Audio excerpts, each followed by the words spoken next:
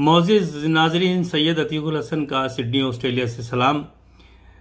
अभी पाकिस्तान में 2 दिन पहले तक बजट सेशन चल रहा था।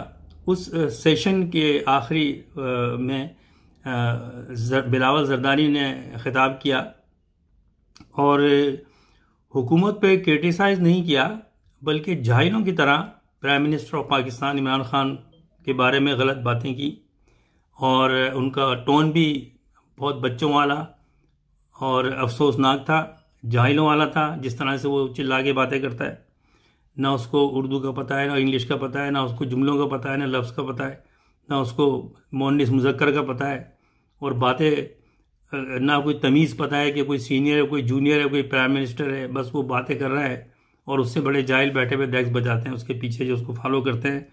50, 55, 60, 70 साल के बुढ़े जिनको 40 साल से सियासत में हो गई, वो हाथ बांधे 32 साल के लड़के के खड़े होते हैं, जिसने अपनी यंग लाइफ इंग्लैंड में जिस तरह गुजारी है। वो गूगल पे जाके उसकी पिक्चर्स देख लें कि वो है क्या और उसका पर्सनल कैरेक्टर क्या है, वो भी जाके देख ले, सबको पता है।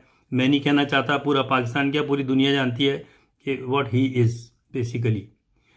तो अफसोस इस बात का होता है कि पाकिस्तान में हमारी आवाम को कोई सियासी शऊर नहीं मिला और इसी वजह से इस तरह के लोग सियासत में आए।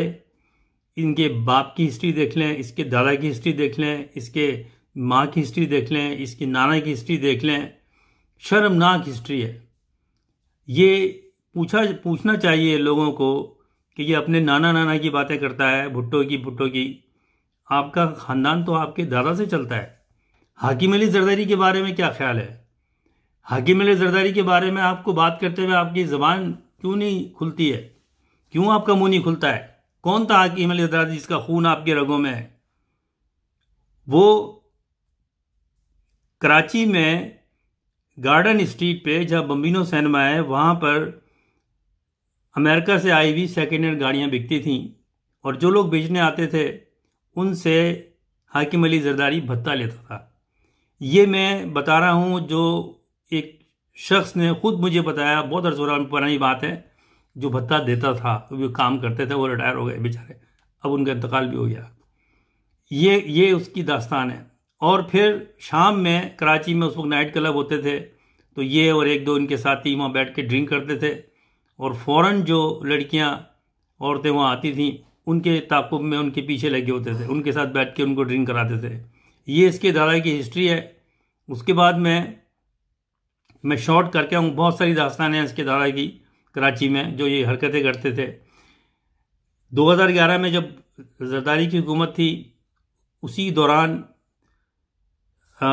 734 मिलियन डॉलर का फ्रांस में हाकिम अली जरदारी ने मकान ख़रीदा। कहाँ से आया इतना पैसा? और उसी मकान में उसका इंतकाल हुआ फ्रांस में। ये कहाँ से महल बनाया आपने? हाकिम अली जरदारी ने कहाँ से महल बनाया? तो ये तो है इसके दादा की दास्तान, जिसका ये नाम नहीं लेता है। इंसान अपने बाप से, दादा से पहचाना जाता है, लेकिन ये है कि ये लिंक करता है अपने आप को अपने नाना से। अब नाना की हिस्ट्री सुन लें।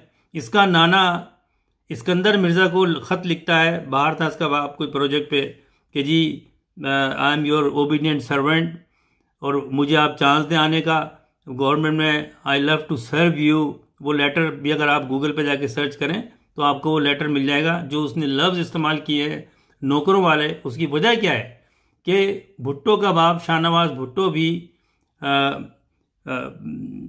जूनागढ़ के नवाब का दीवान था, जैसे प्राइम मिनिस्टर होते हैं उनकी, और जासूसी करता था गोरों की।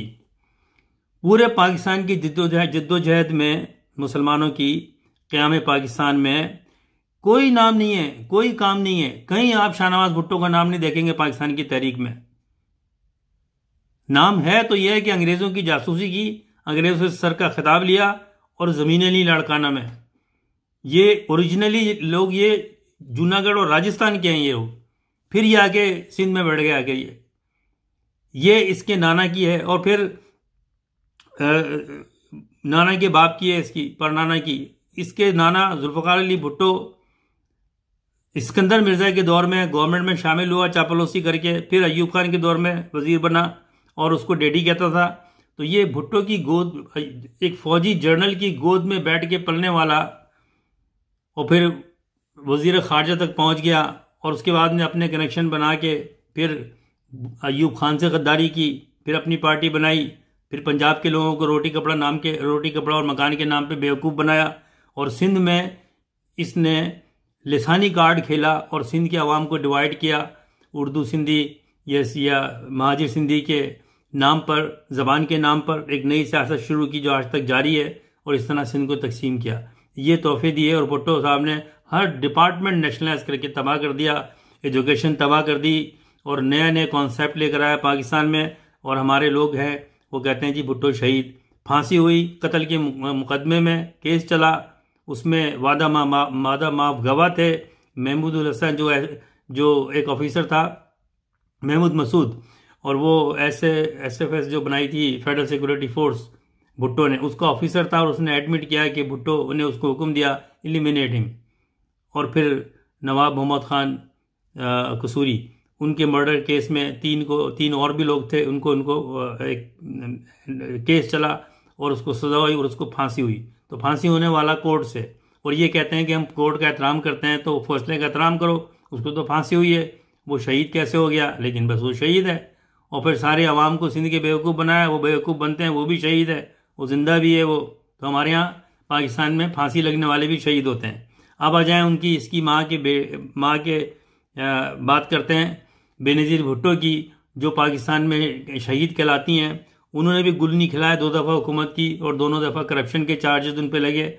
इनका हस्बैंड जरदारी मिस्टर 10%, जो पूरी दुनिया में 10% के नाम से मशहूर था, खूब पैसा कमाया रेवेन्यू में, और उसके बाद में करप्शन के चार्जेस लगे, करप्शन के चार्जेस में वो जेल में रहा।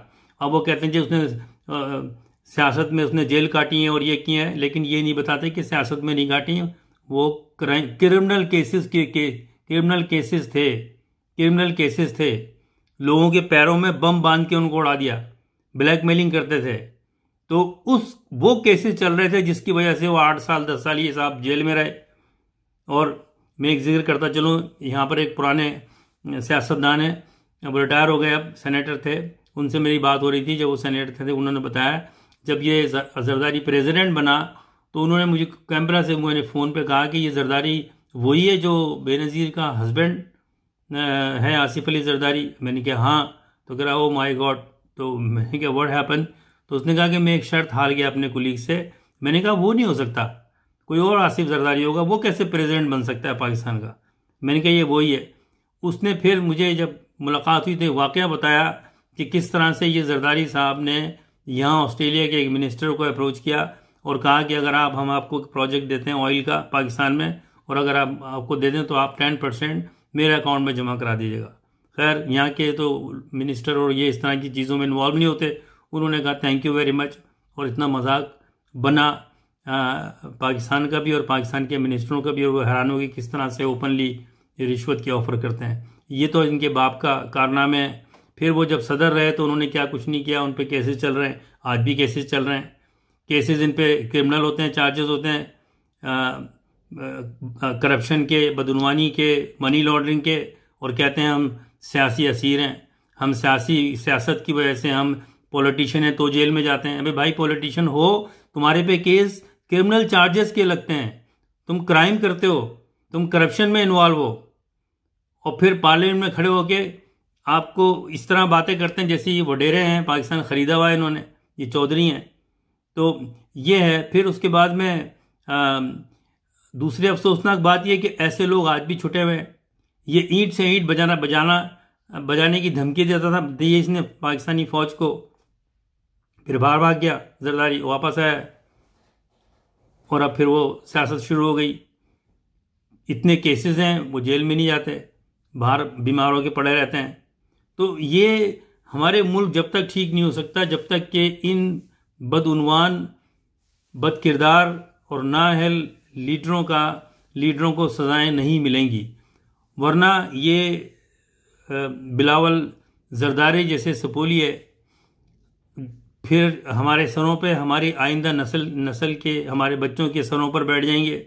इन्होंने कोई ज़िंदगी में काम नहीं करना।